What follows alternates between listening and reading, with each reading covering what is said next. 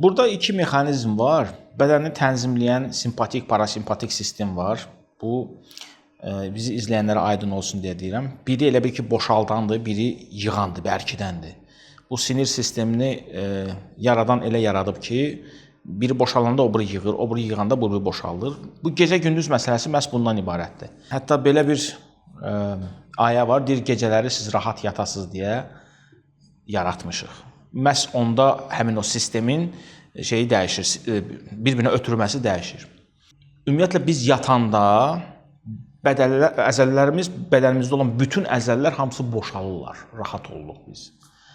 Biz ayaq üstə durmaq istəyəndə onlar öz passiv rejimlərindən aktiv rejimə keçirlər. Bu zamanda bədəndə başqa bir sistemimiz var, limfa drenaj sistemi. Həmin o drenaj sistemi aktivləşməyə başlayır və bizim hərəkətlə həmin o sistem aktivləşir, hərəkət elədikcə.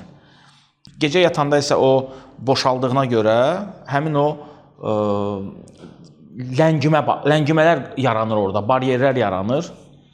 Hərəkət zamanı isə o bariyerlər sanki biraz aradan qalxır, tam qalxmasa da biraz aradan qalxır və o sistem müəyyən qədər özünü aktivləşdirir. Məhz ağrılarımızın gecə-gündüz yerini dəyişməsinin səbəbi budur.